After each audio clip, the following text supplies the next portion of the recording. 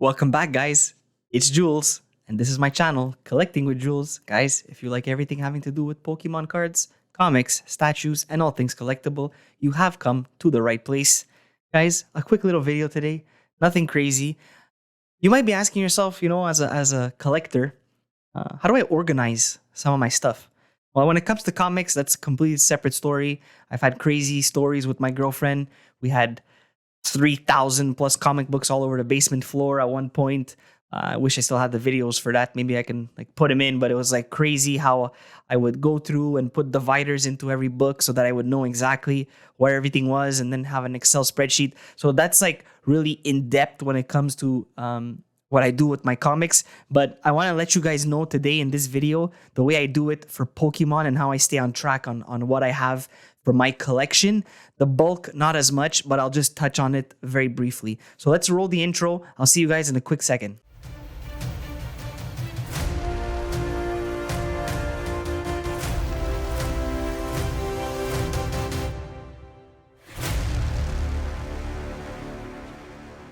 So guys, like I said at the beginning of the video, I'll be showing you guys how I organize some of my Pokemon collection when it comes to certain cards. As we all know, especially as openers that have a YouTube channel or off camera, whatever the case is, when you open up trading cards, no matter what, you get a lot of extra cards, right? So it's the question becomes, number one, how easy is it to store everything? And number two, you need to know what you have, right? So let's keep a catalog, if you want to say, of what we do have. But before you have to keep that catalog, you need to triage all your cards, right? So what I saw, actually, I bought this on Amazon. I have a card tray, as you can see right here. It's got a bunch of slots on it, basically, for all the different cards that you can put, and then you can put your sleeves here, whatever the case. So guys, this is very useful when it comes to triaging the cards that you have, so that let's say you put a fire in one slot and then water and then fighting and then darkness, whatever the case, right? So you split everything up. It makes it a lot easier to visually see, and then you can go through the cards, see which ones you need, sleeve them, and put them in the collection, which I put all my stuff in binders, of course, a reverse and a reverse holographic, and the holographic of that card, or if there's no reverse to it, just the regular card. I'm very completionist minded when it comes to these things, so I need to have the regular and the reverse holographic of each card before my set is completed. That's just how I've been from the beginning, and I don't think I'm gonna end up changing, unfortunately, but it is what it is. I have to live with that OCD, if you wanna call it that as well. So this tray, very useful when it helps you triage your cards and see all the cards in front of you before you put them in your collection. Another step, once you did all the triage, you have everything in your collection. What I like to do after is put all my bulk away. So the bulk, we all know, I'll put a couple of pictures probably up on the video as well to show the shoe boxes, basically. So I have a 4-row shoebox and I just put all the bulk in there. I know that some people go through the depth putting them by all reverse holographics and then all holographics and then all regular common and then all uncommon and then all rares. I don't do that. I just put them in by energy. So if it's a regular holographic, non-holographic, if it's a reverse holographic, whatever the case is, I'll just put them in by all grass, fire, water. I'll just stack them all into those things and keep them by set, of course, with dividers that we get from the ETBs. Those ETB dividers are actually very useful. I was throwing them out at the beginning when I started, but I quickly realized that you actually need them just to say that you have some division in your cards so that you don't get completely thrown off track when it comes to what you're looking for. So that's another key thing. Keep those dividers from the ETBs, guys. They will come in handy once you start getting lots of bulk. And that bulk after, guys, if you really are focused and driven in terms of starting a side business or whatever the case is, right? You know that the bulk could actually bring you back some of the money and recoup you some of that money. And there's businesses that run solely on doing bulk submissions and so on and so forth. So it's really important to keep track of what you have. So that's maybe when I would say, if you really want to get down to the nitty gritty, you can actually track everything on an Excel sheet and say exactly what you have, how many of each card, which type it is, which Pokemon card, which set, so that you know someone, let's say someone, you run into someone on the street or you go into another store or whatever the case is, you know exactly how many of each common, uncommon, rare of each card you have. So guys, that's really important too. I'm not at that level of organization when it comes to tracking every single card that I have, but I do know based on, I have all these waters, I have all these fighting energy type cards and so on. So that's pretty much when it comes to putting the division. Like I said, I have all my binders as well. I want to give you guys a binder update, but it's more of all the new stuff. Like it's not a full base set and a binder. Mind you, I do have full base sets, but I still have not put them in a binder because I'm still trying to figure out if I want to send my cards in to get graded with PSA. But that's another story because it's gonna take 9 months, and I think now they're at $50 a card if you don't have a subscription to them or an annual subscription basically. So I know I got to go through a couple of middlemen. I just feel like it's going to be a headache, and it's very difficult at the moment because I did look into it. It's quite difficult to get all these things done. So with that being said, I want to turn you guys' attention now to the apps basically that you can also have, which is very important to me because I don't always have to go check manually, visually check to see which cards I have. We have some amazing apps now, guys, on our phones. So what I'll do here, I'll start up the process here of showing you guys how I get this done, and it's quite simple actually.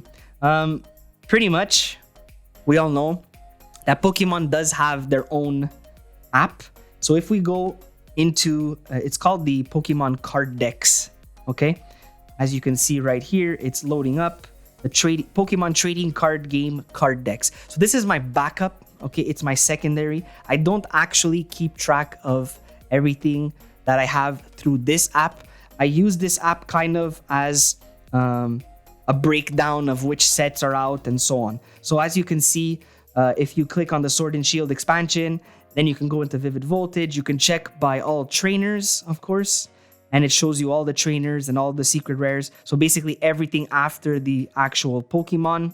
And if we just go back out, then you can check all Pokemon, either it be V Max, or all by different energy as well. So if I click on the fire energy, it's going to tell you all the fire type Pokemon in this set, which is really, really good.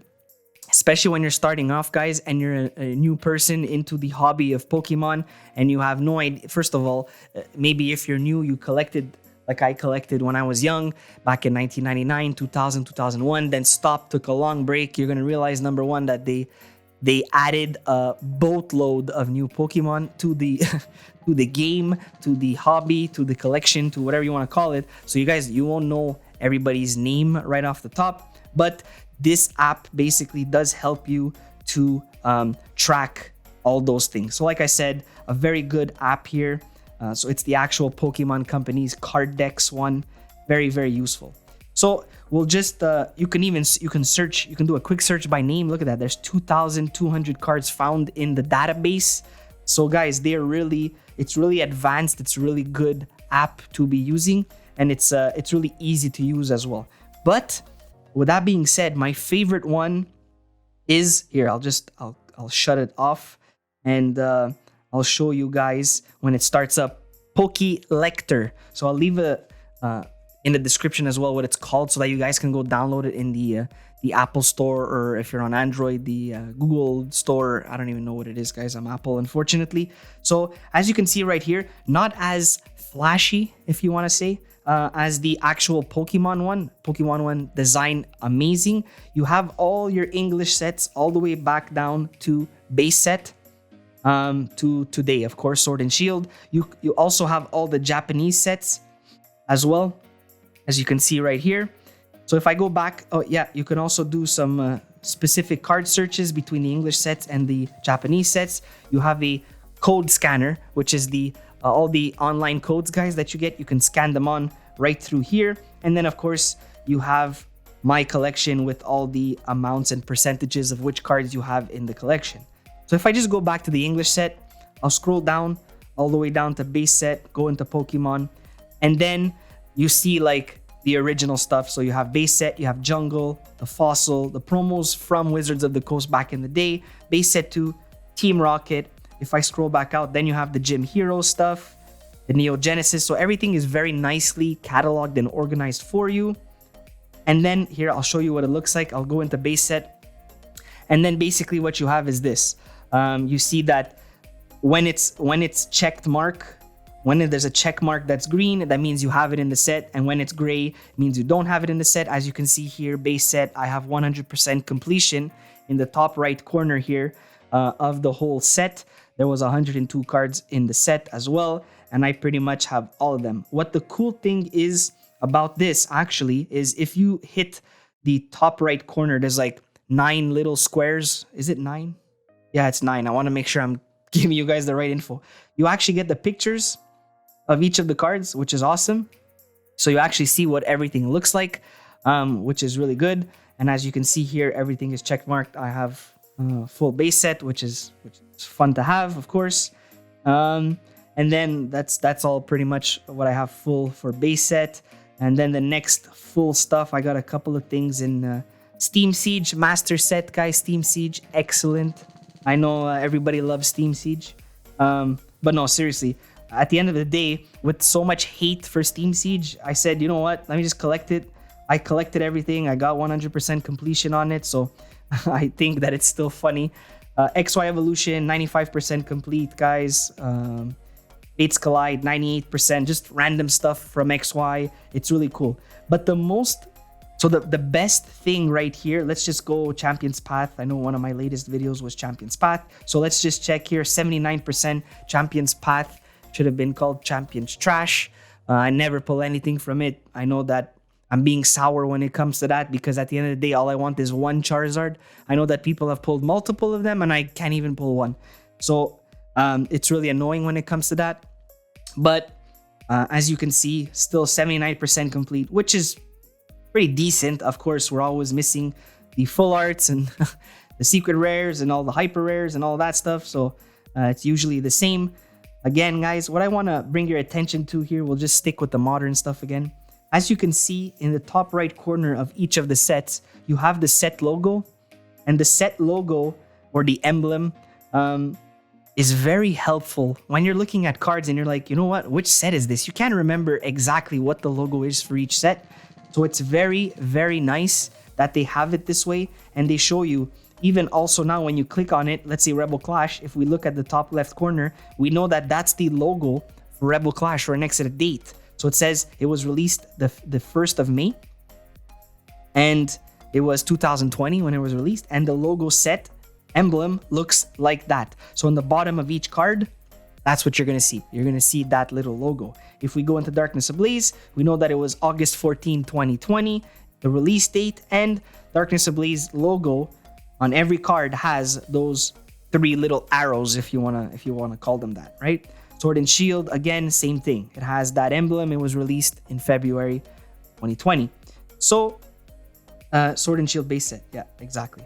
So that's pretty much it, guys. This tool is very, very, very useful and helpful. I find, especially when you're not home and you can't remember exactly what you have in your set and you're doing a deal, let's say, with someone, and you're like, you have these cards. You just pull out this app, go into your, let's say you need Champion's Path. You're like, okay, I need an Incineroar V.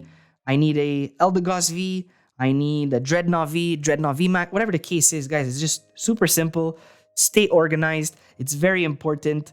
And so it's very important, again, like I said, to stay organized, just so that you as a collector could feel accomplished, just to feel not as overwhelmed when it comes to all these things. Because like I said at the beginning, once you start collecting, you will acquire, you will accumulate very quickly, especially if you have a little bit more of a bigger budget to spend on a weekly basis, a monthly basis.